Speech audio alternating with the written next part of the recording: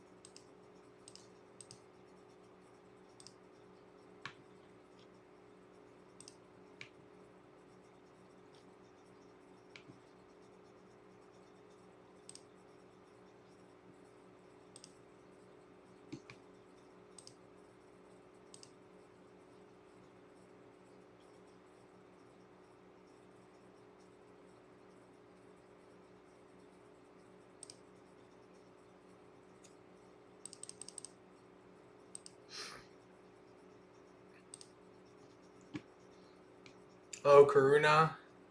Hello, Maria.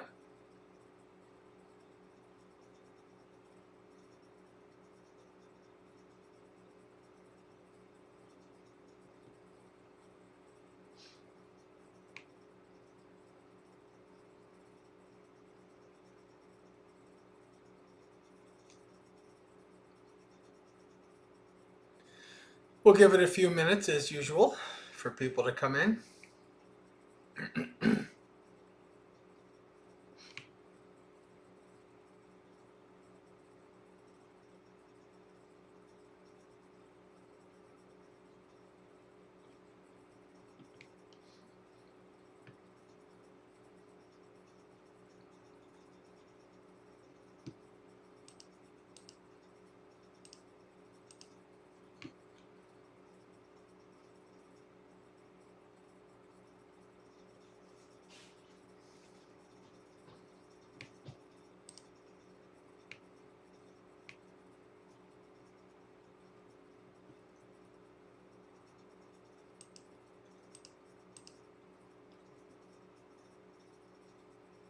Hello, Gregory. Welcome.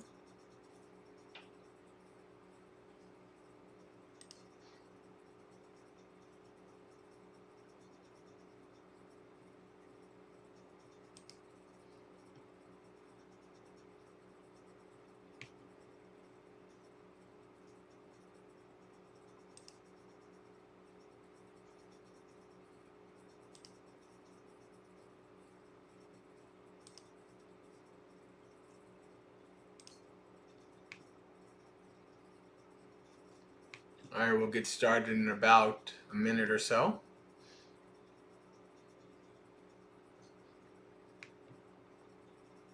Hope everybody is doing well today.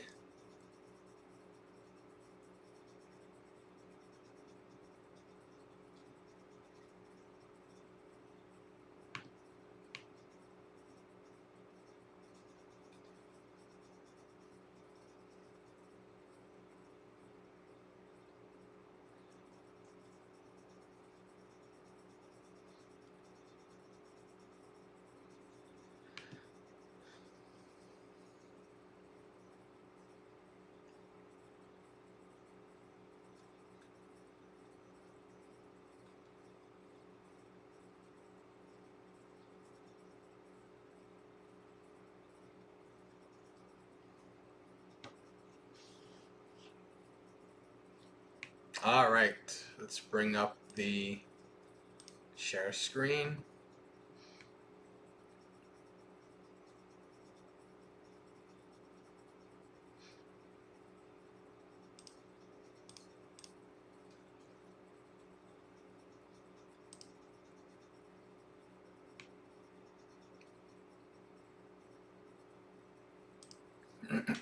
Kanda Parita.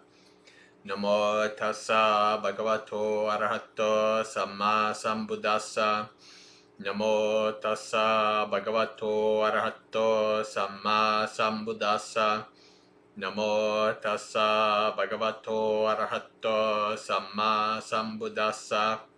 Virupake hime mettang mettang erapate hime. Chapya pute hime mettang mettang kanha gotamake hicha.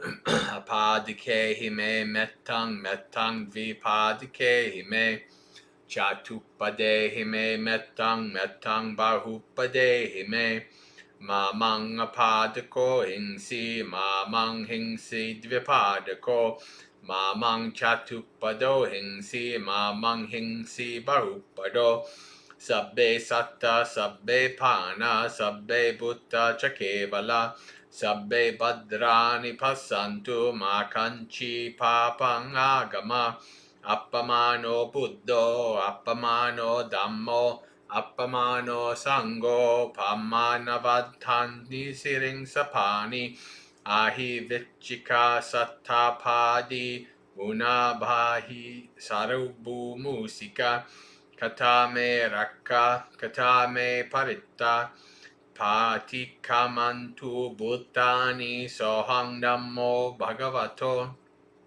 Namo Sattanang Samma Sambuddhanang. All right, English. Protection of metta. There is metta from me for the Virupakas, for the Erapatas. There is metta from me. There is metta from me for the Chabhyaputtas, for the Kanha Gautamakas. There is metta for me. For me, there is metta for those with no feet. For those with 2 feet, there is metta for me. For me, there is metta for those with 4 feet. For those with many feet, there is metta for me. May those with no feet not hurt me. May those with 2 feet not hurt me. May those with 4 feet not hurt me.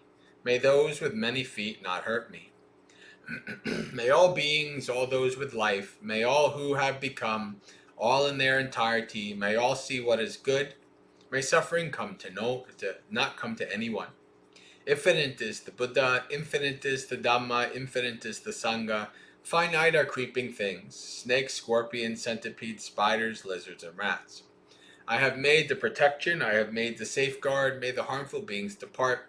I pay homage to the Sublime One, I pay homage to the 7 Buddhas.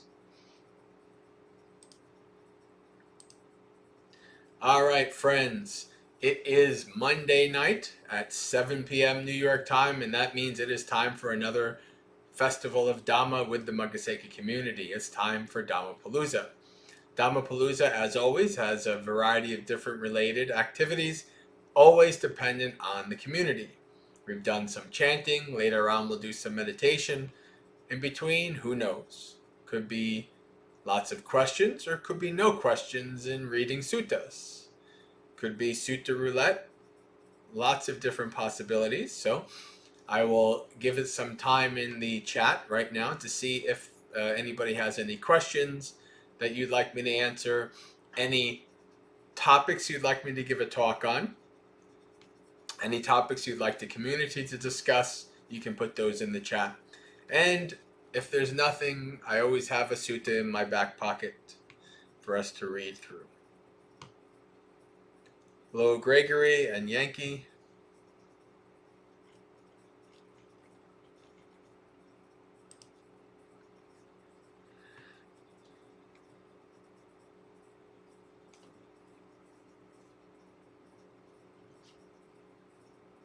Welcome to those who are joined.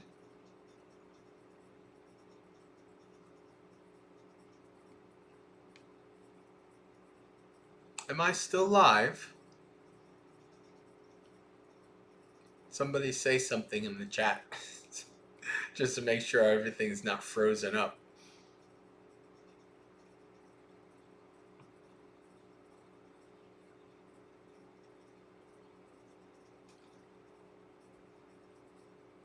Oh, okay, good. So it's just a quiet chat. I just wanted to make sure, double check. All right.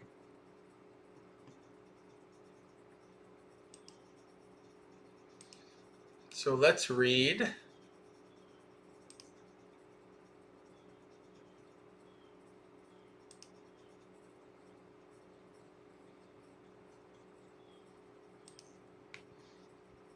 Sky said, I did mention at the beginning the 4 elements connected with death, maybe.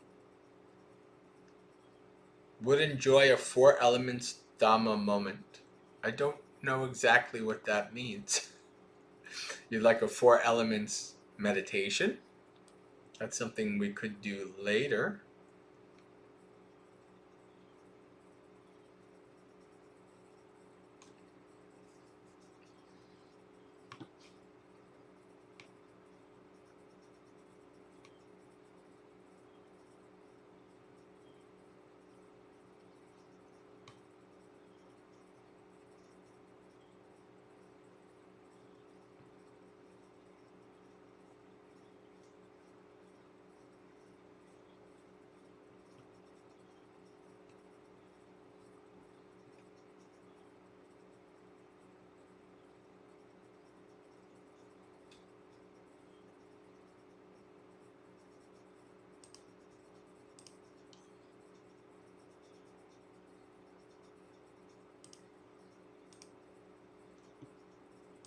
Let's read the simile of the saw.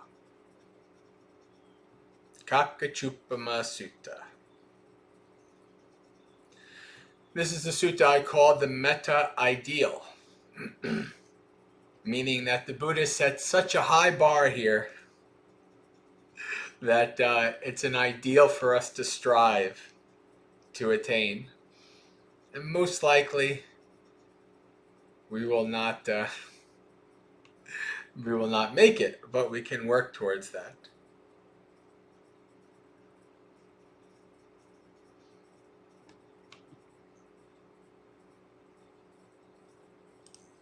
So we'll read. So I have heard. At one time the Buddha was staying near Savatthi in Jeta's Grove, Anathapindika's monastery. Now at that time, Venerable Paguna of the Top Knot was spending too long mixing closely with some nuns.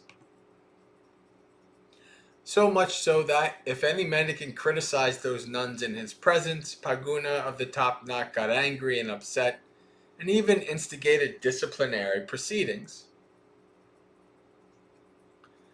And if any mendicant criticized Paguna of the Top Knot in their presence, those nuns got angry and upset, and even instigated disciplinary proceedings. That's how close Paguna of the Top Knot was with those nuns. Then a mendicant went up to the Buddha, bowed, sat down to one side, and told him what was going on. So the Buddha addressed one of the monks. Please, monk, in my name, tell the mendicant Malia Paguna that the teacher summons him. Yes, sir, the monk replied. Then he went to Paguna and said to him, Reverend Paguna, the teacher summons you. Yes, Reverend, Paguna replied. He went to the Buddha, bowed, sat down to one side. The Buddha said to him, Is it really true, Paguna, that you've been spending too long mixing closely with some nuns? So much so that any mendicant criticizes those nuns in your presence, you get angry and upset, even instigate disciplinary proceedings. The Bhikkhu Bodhi's translation is make a case of it. I kind of like that because that kind of fits with idioms, although Bhante Sujato's translation is kind of more in line with actually what's meant.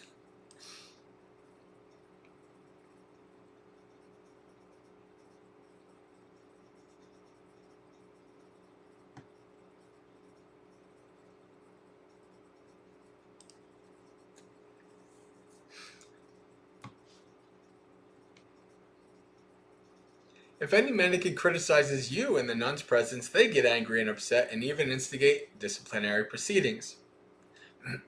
Is that how closely you've become with those nuns? Yes, sir. Paguna, are you not a gentleman who has gone forth out of faith from the lay life into homelessness? Yes, sir. As such, it is not appropriate for you to mix so closely with those nuns. So if anyone criticizes those nuns in your presence, you should give up any desire or thoughts of the lay life. And if that happens, you should train like this. My mind will not degenerate. I will blurt out no bad words. I will remain full of sympathy with a heart full of love and no secret hate. That's how you should train. I prefer Bhikkhu Bodhi's translation. My mind shall remain unaffected, and I shall utter no evil words. I shall remain I shall remain compassionate for their welfare, and starting from with them, I shall abide the all-encompassing world with a mind full of metta. I think that's much more poetic. It sounds nicer. So even if one strikes those nuns, so notice the Buddha is telling him, if somebody says some words, this is how you should train. Right? He's starting out with words because that's really what this is about, right? It's somebody says something, disciplines, or somebody says, there's some problems here, and the people get agitated. So it starts out with words. And now the Buddha ramps it up.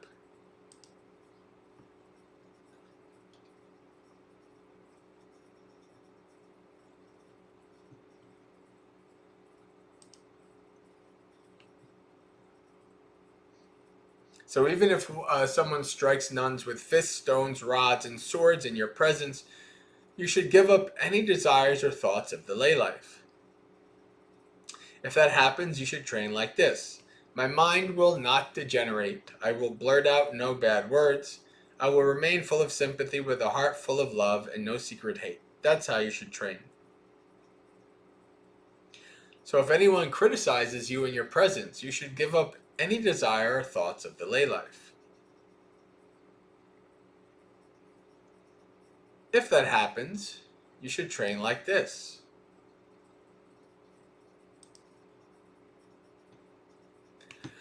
My mind will not degenerate. I will blurt out no bad words. I will remain full of sympathy with a heart full of love and no secret hate. That's how you should train. So, Paguna, even if someone strikes you with fists, stones, rods, swords, you should give up any desires or thoughts of the lay life. If that happens, you should train like this. My mind will not degenerate. I will blurt out no bad words. I will remain full of sympathy with a heart full of love and no secret hate. That's how you should train.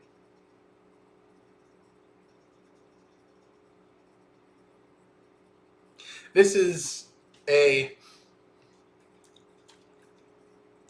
kind of a perfect example of those words in the Karaniya Metta Sutta that people misconstrue often. Or the Buddha is essentially saying that you should protect your mind of metta like a mother protects her only child. Even if somebody is to harm you in some way, you should try to keep that mind of metta. Because if not, then you're more likely to do something unskillful, something harmful. So even when you're experiencing some kind of unpleasantness, if you can still keep the mind of metta, then that's a bonus. That's like a win.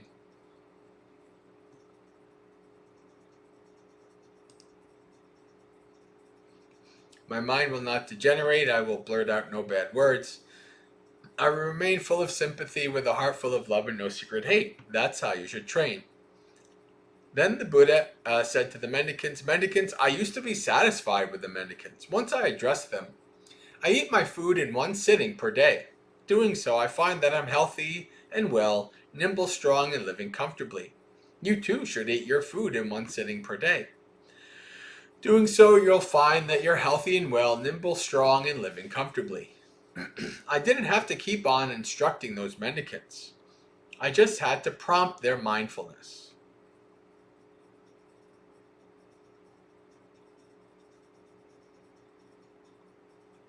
Suppose a chariot stood harnessed to thoroughbreds at a level crossroads with a goad ready.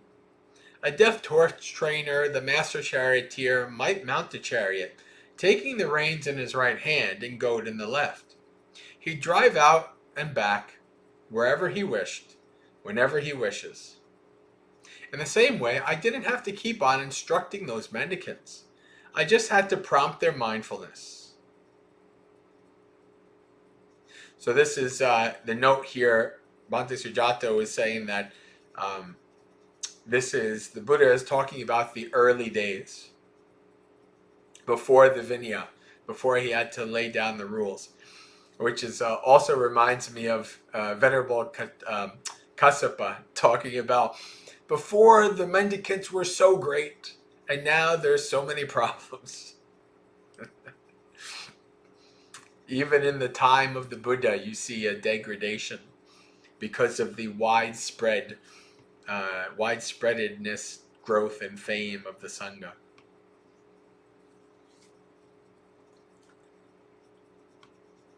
So mendicants, you too should give up what's unskillful and devote yourself to skillful qualities. In this way, you'll achieve growth, improvement, and maturity in this teaching and training. Suppose that not far from a town or a village, there was a large grove of sal trees that was choked with castor oil or weeds. Then along comes a person who wants to help protect and nurture that grove. They'd cut down the crooked sal saplings that were robbing the sap and throw them out. They'd clean up the interior of the grove and properly care for the straight, well-formed sal saplings. In this way, in due course, the sal would grow, increase, and mature.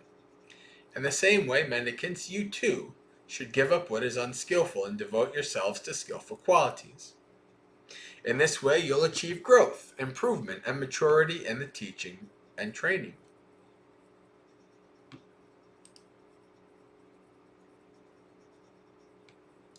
All right, and now we're going to go into the story of the maid Kali. At one time, mendicants, right here in Savatthi, there was a housewife named Vaidehika. She had this good reputation. The housewife Vaidehika is sweet, even-tempered, and calm. Now Vaidehika had a slave named Kali, who was deft, tireless, and well-organized in her work. Then Kali thought, my mistress has a good reputation as being sweet, even-tempered, and calm. But does she actually have anger in her and just not show it? Or does she have no anger? Or is it just because my work is well organized that she doesn't show anger, even though she still has it inside? All right, so this is a good question. Now, this is a question you can investigate in yourself. You know, if you think you're improving and increasing in your metta, right? Is your metta great only when things are going well and things fall apart otherwise? Is that the case? You investigate that. Right? And so the slave, Kali, decides to, test her master. Is she really nice, or is it just because everything's going well?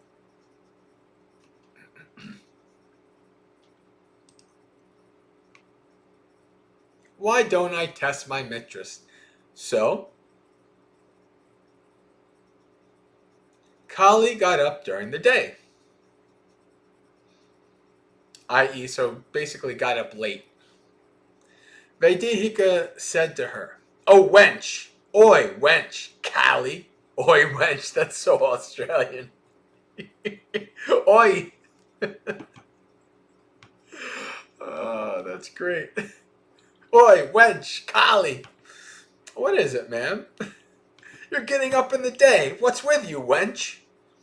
Nothing, ma'am. Oh, so nothing's up, you naughty maid. But you get up in the day. Angry and upset, she scowled. So, pay attention to the escalation here. There's a scowl, right? So, doesn't really say anything. not too much comes out of words, not too much comes out of actions, but you can tell she's agitated. She has facial features. So what is that? That's a sign that the mind is agitated. It hasn't blurted out yet, but the mind is agitated.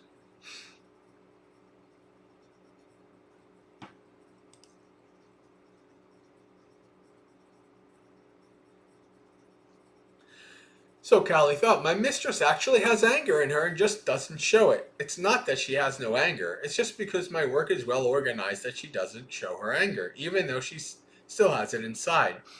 Why don't I test my mistress further? So Kali got up later in the day. Vedehika said to her, Oi, wench! Kali? What is it, ma'am? You're getting up later in the day. What's up with you, wench? Nothing, ma'am.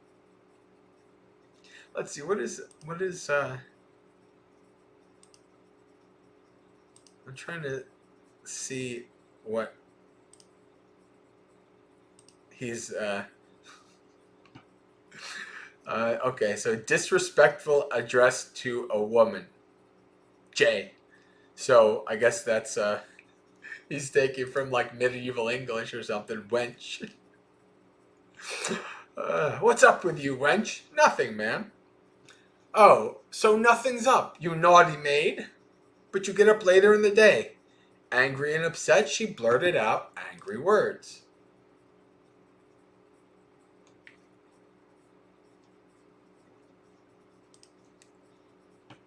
Then Kali thought, my mistress actually has anger in her and just doesn't show it. It's not that she has no anger. It's just because my work is well organized that she doesn't show her anger, even though she still has it inside. Why don't I test my mistress further? Karuna says, Kali is kind of terrible too. Provoking on purpose is not great. True. I think I would be okay with the first one, maybe the second one, but like by that point you kind of know, like, you know, you've proven your point. Kali just keeps going further, keeps pushing buttons. So you probably at this point would have been like, okay, no, my thesis has been proven. But no, why don't I test my mistress further? So Kali got up even later in the day.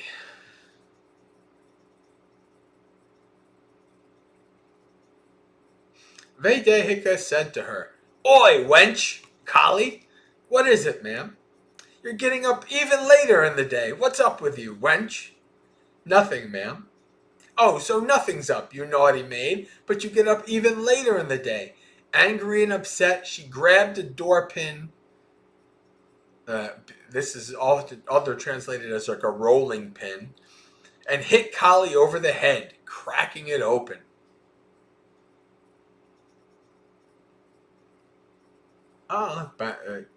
Bante has a little note here. So some kind of pin that's hard enough to crack somebody's head open. Then Kali, with blood pouring from her cracked skull, denounced her mistress to the neighbors. See, ladies, what the sweet one did? See what the even-tempered one did? See what the calm one did? If you notice, see like, you see the progression. First it was only in the mind, but it was kind of bursting forth because she had the scowl, and then it turned into words, and then it turned into action. Right? There's a kind of progressive level of her agitation leading to the next level of action. Thoughts, words, deeds. How on earth can she grab a door pin and hit her only maid on the head, cracking it open, just for getting up late? Then after some time, the housewife Vedehika got this bad reputation. The housewife Vedehika is fierce, ill-tempered, and not calm at all. In the same way, a mendicant may be the sweetest of sweet, the most even-tempered of the even-tempered, the calmest of the calm, so long as they don't encounter any disagreeable criticism. Hello, Shay. Good to have you with us. So, now the Buddha is bringing this back to kind of the beginning. In the same way, even a monk might seem, oh, this monk is so nice, so peaceful, so wonderful. As long as everything's going well. Right? And if all you've ever done is visit monasteries, all the monks might seem that way.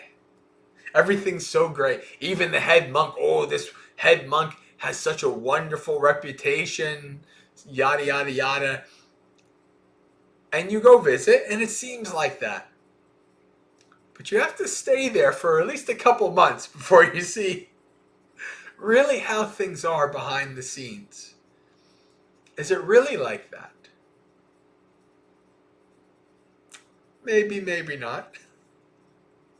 But what the Buddha is saying here, and the Buddha says this in other places too, like when the Buddha is talking about how one has to live with someone for a long time to know their quality, right? One has to see somebody go through some kind of struggle and how they react to know their quality. So this is what's being said here, right? You have to kind of see how they're going to react when they're pushed. Right? When there's some kind of struggle, when there's some kind of agitation.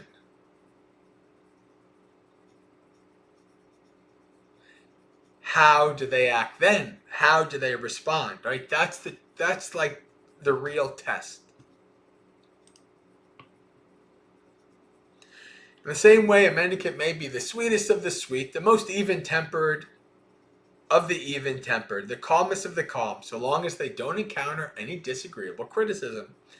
But it's when they encounter disagreeable criticism that you'll know whether they're really sweet, even-tempered, and calm.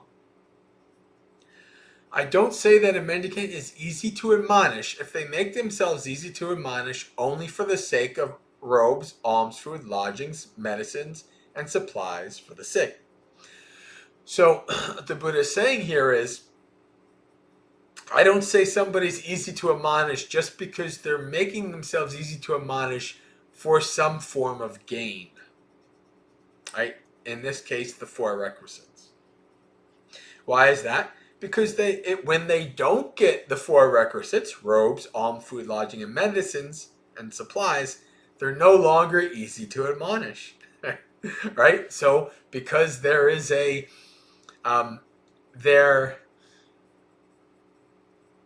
their scheme is showing itself, right? They make themselves easy to admonish for a goal, for something, but when they don't get that something, they're no longer easy to admonish. Right? So there's a condition to their ease of admonishment. And when we're talking about ease of admonishment, what we're talking about is, hello Dharma learner, welcome. What we're talking about is the ability for other monastics to say, hey, you're doing something wrong. You need to do better. Right? That's what being, just like, oh, okay, I see then you're right. I'll try to do better. That's what easy to admonish means.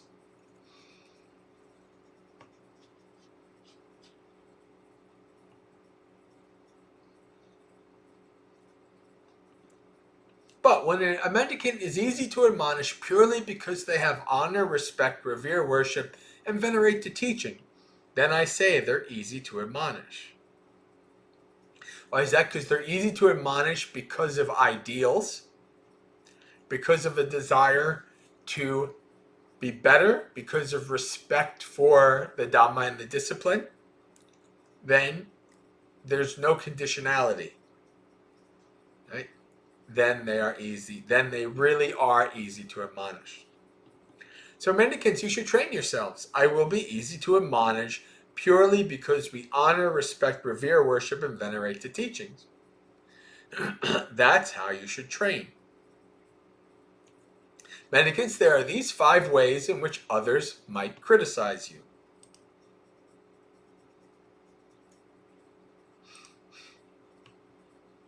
Their speech may be timely or untimely, true or false, gentle or harsh, beneficial or harmful, from a heart of love or from secret hate. When others criticize you, they may do so in any of these ways. If that happens, you should train like this. So this is,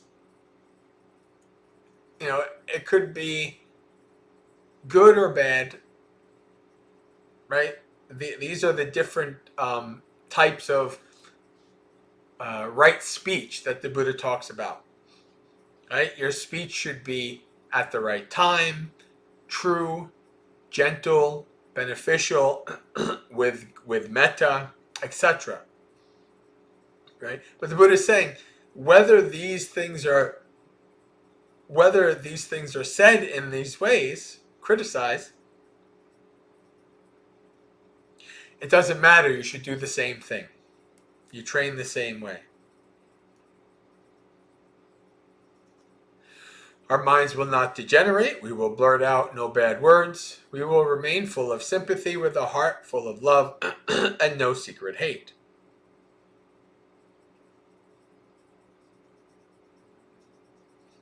We will meditate spreading a heart of love to that person, and with them as a basis, we will meditate spreading a heart full of love to everyone in the world, abundant, expansive, limitless, free of enmity and ill will. That's how you should train. And now we have a set of similes. Hello, Gregory. I'm just going to pause real quick here.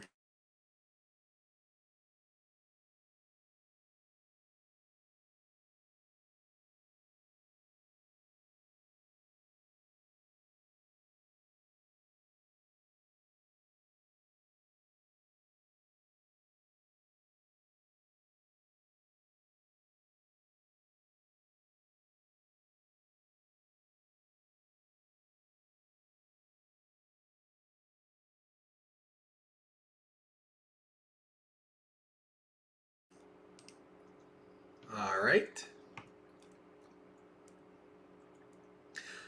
Gregory says, it seems to me sometimes it's hard to tell the difference between even monastic being strict or providing tough love versus being susceptibility to anger or unwilling to hear criticism.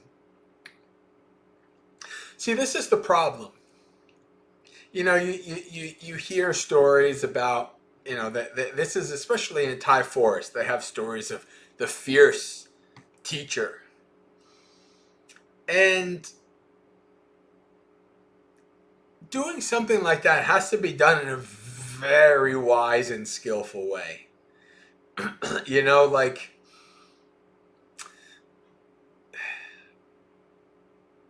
I don't think that's for everybody. I really don't. I think kind of being forceful out of tough love, you have to know the person well enough that they're not going to take it the wrong way, and it's actually going to be beneficial to them. Like, I know at least one or two people who, as a supporter of mine, that I could be tough with them. I know, and they know that I would be doing it out of helping them. And there's other people I would never try that with, because they may take it wrong, but it also might not actually be beneficial to them. So that kind of a thing is very kind of context specific and needs to be done in a very wise way for it to actually be beneficial.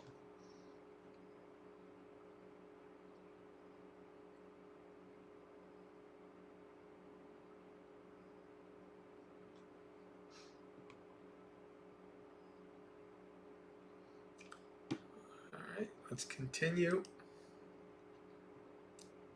So now we come to a couple different similes. Suppose a person was to come along carrying a spade and basket. and say, I shall make this great earth be without earth. And they dig all over, scatter all over, spit all over, and urinate all over, saying, be without earth, be without earth. What do you think, mendicants? Could this person make the great earth be without earth? No, sir. Why is that? Because this great earth is deep and limitless. It's not easy to make it be without earth.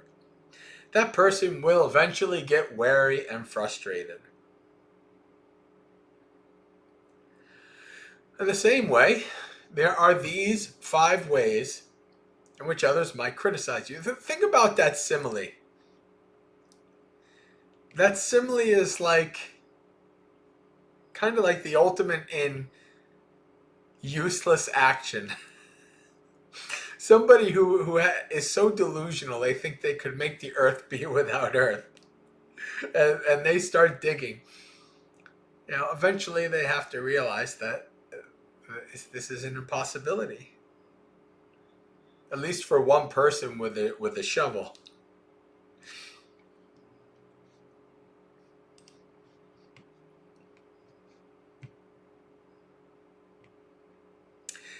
The same way, there are these 5 ways in which 1, others might criticize you. Their speech might be timely or untimely, true or false, gentle or harsh, beneficial or harmful, from a heart full of love or secret hate. When others criticize you, they may do so in any of these ways. And if that should happen to you, you should train like this. So again, whether it's skillful speech or unskillful speech, you train the same way. Our minds will not degenerate. We will blurt out no bad words. We will remain full of sympathy with a heart full of love and no secret hate. We will meditate spreading a heart of love to that person, and with them as a basis, we will meditate spreading a heart like the earth to everyone in the world, abundant, expansive, limitless, free of enmity and ill will. That's how you should train.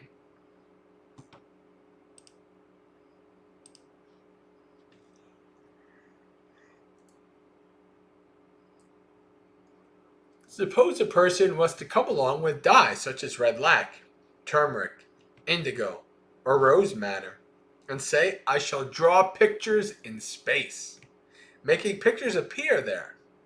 What do you think, mendicants? Could that person draw pictures in space?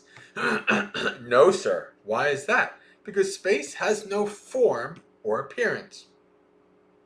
And of course, when we talk about space, we're not talking about like outer space. It's just like the air. It's like you're trying to get like like paints, and you have a paintbrush, and you just start trying to paint the air. Obviously, nothing happens. It is as pointless and impossible as trying to make the great earth be without earth. Why is that? Because space has no form or appearance. It's not easy to draw pictures there.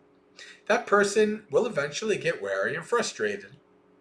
In the same way, if others criticize you in any of these 5 ways, you should train like this. We will meditate spreading a heart full of love for that person, and with them as a basis, we will meditate spreading a heart like space to everyone in the world, abundant, expansive, limitless, free of enmity and ill will.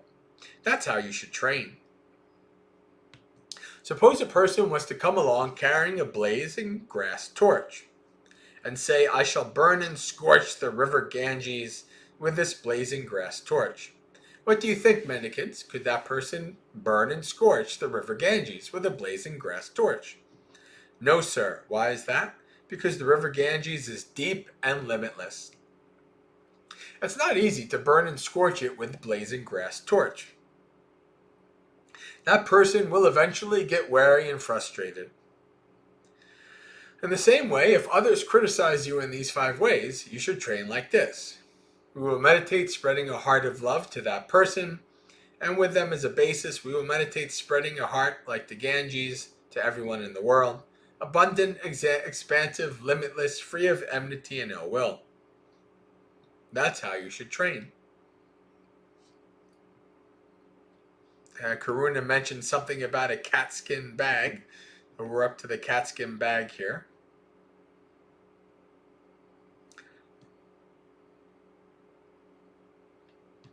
What? I have not heard anyone discuss the cat skin bag. I suppose it's also impossible. Let's see what's impossible.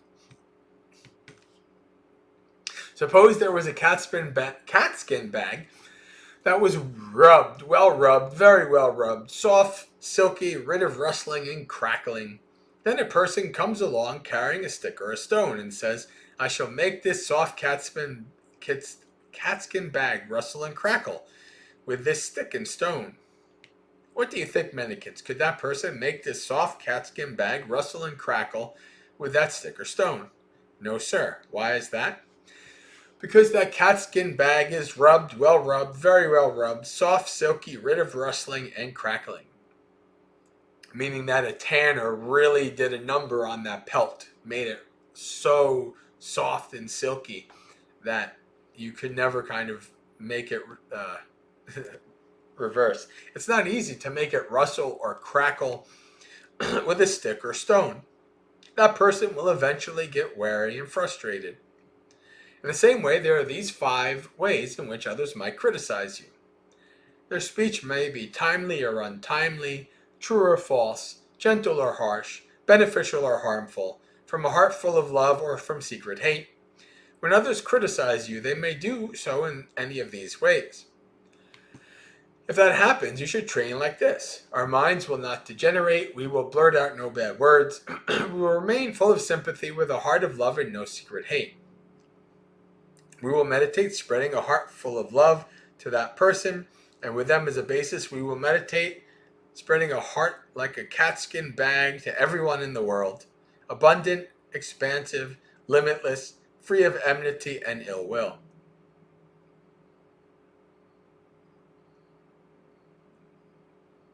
So a heart like a catskin bag, what's that? Silky and soft. Right?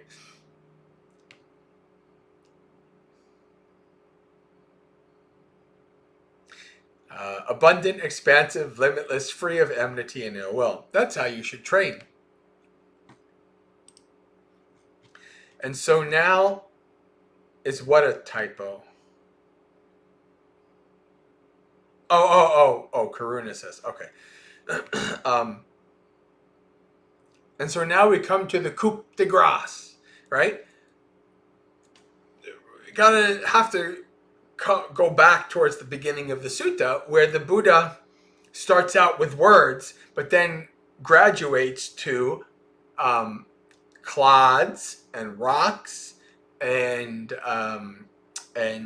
sticks and knives, right?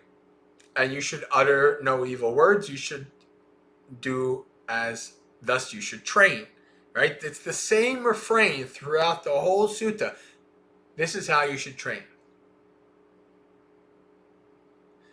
right? So the Buddha is giving you, well, this is how you train. Train like this. Whether the words are this way, words are that way, whether somebody's harming you physically, whatever, you train the same way. Because it's about the mind. Having the mind be full of goodwill. Having the mind be full of peace and equanimity. This is important to have a mind like this. Even and especially actually when you're going through struggles and hard times. Because a mind like this, having the mindfulness, having the wisdom, the ability to have goodwill, to approach any situation with goodwill, will automatically make the situation end up being better than it could have been. The situation could have been much worse. And probably it was bad, but it could have been much worse. You could have been angry and agitated and caused all kinds of extra suffering and harm. So being able to have a calm, peaceful, tranquil mind of metta in stressful, tough situations, very important. Very beneficial. And I can confirm this from my own experience, from my career. Right? It makes things much better to be able to have that mind when you're dealing with a stressful, tough situation. All right. So now we come to the coup de grace. Right? We've escalated this whole time, and now even if low down bandits were to sever you limb from limb with a two-handed saw, anyone who had a malevolent thought on that account would not be following my instructions. And the Buddha pretty much goes to 11, right? Even if you're being sawed to pieces, this is how you should train. Our minds will not degenerate. We will blurt out no bad words. We will remain full of sympathy with a heart of love and no secret hate. We will meditate spreading a heart of love to that person, and with them as a basis, we will meditate spreading a heart of love like a two-handed saw. No. Spreading a heart of love to everyone in the world. Abundant, expansive, limitless, free of enmity and ill will. That is how you should train.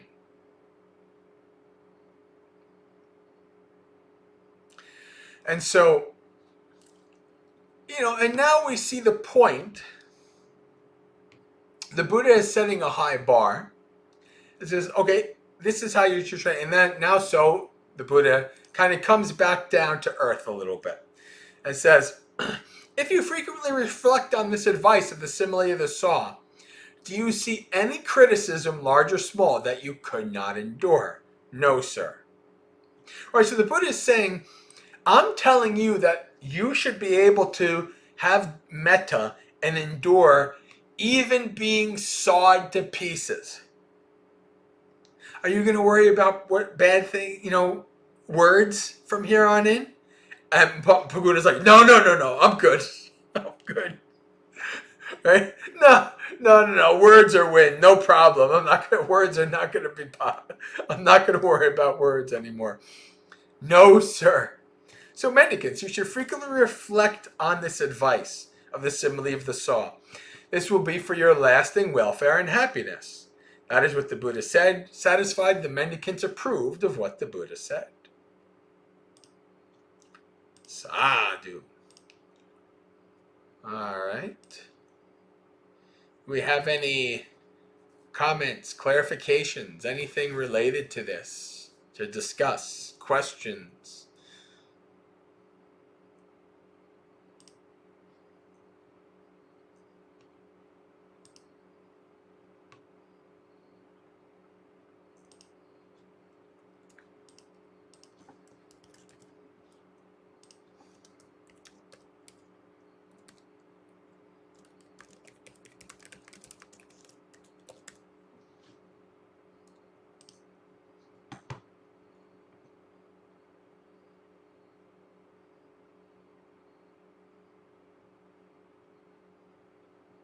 Karuna is enjoying this simile.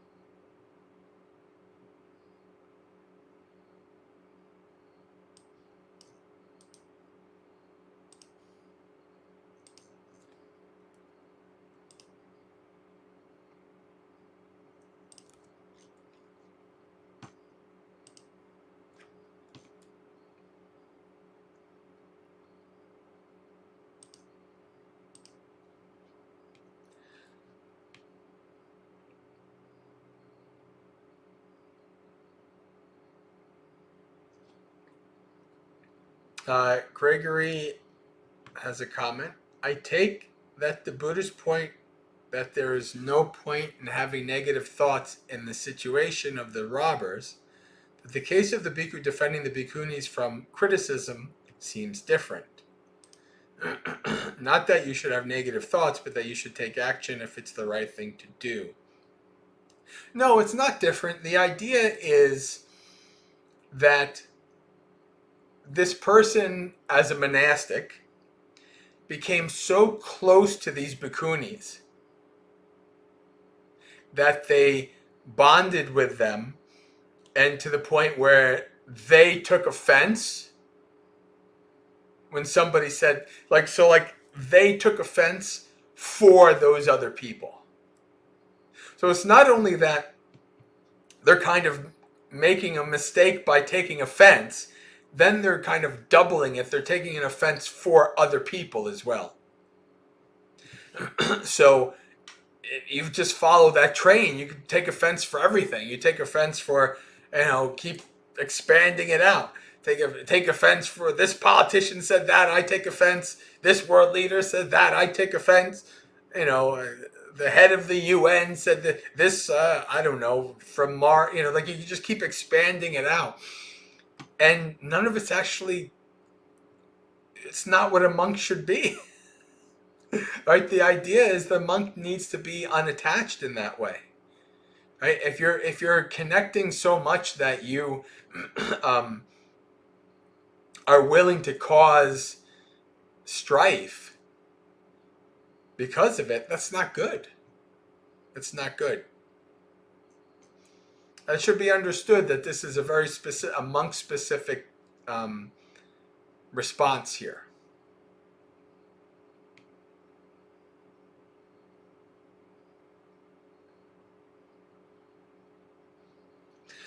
And even if, again, as I said, the mind state is important.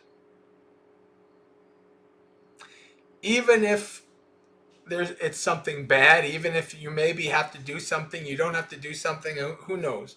It doesn't matter either way. The training is you should have a mind of metta. That's the training. What you choose to do, what you don't choose to do, what you experience, you train in the same way. There's no distinction in that regard. It's the same training regardless.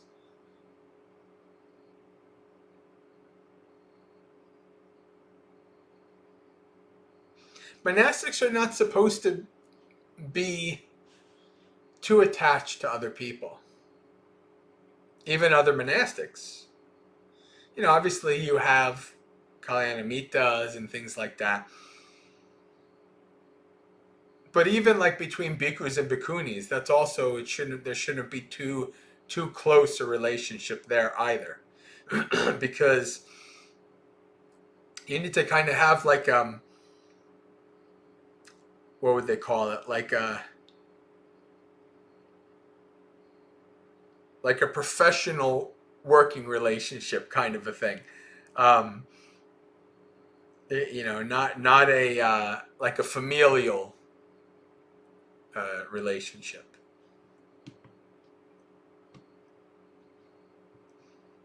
So there's a separation that needs to remain, basically, that you get too close. Like if I growing up, I had two little sisters. As I'm from an Italian family, so I was trained. I got to protect my sisters, right? Kind of look out for my sisters, look out for women, all that kind of stuff. I was trained in that old school way, and I still have a little bit of that, even with bhikkhunis. But I have to be like, well, I have like a separation. Like I can't, even with my own sisters, I wasn't, like I kind of let them make their own mistakes. And if it got really serious, then I would step in. So I rarely ever stepped in. but there's a professional separation, professional connection that should remain there. If you get too close, you get too wrapped up, too affectionate, then you get agitation, all kinds of other issues that arise.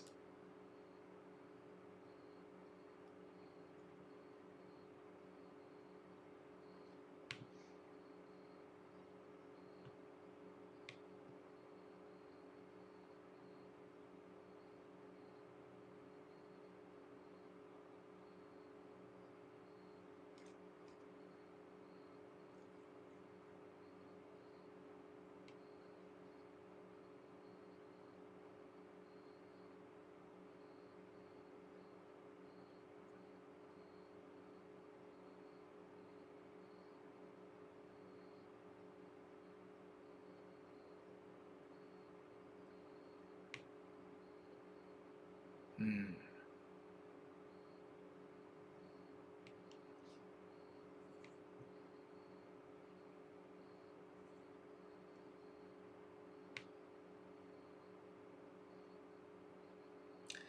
See, we only have a few of us here, and we've got an hour. I think I might call it a night, since everything's pretty quiet. I think we went over Kakachupa Sutta. We covered some good ground. I think we're good. All right, friends. Sukihotu, may you be happy and at ease, practice well and be well. May you have a spiritually successful and peaceful practice until we meet again. Have a good night.